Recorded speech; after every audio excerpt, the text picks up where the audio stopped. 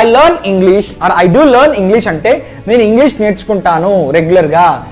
We did learn English, మేము English నేర్చుకున్నాము, అయిపోయింది. లాస్ట్ ఇయర్ మేము ఇంగ్లీష్ నేర్చుకున్నాము అని చెప్పాలి. We did learn English.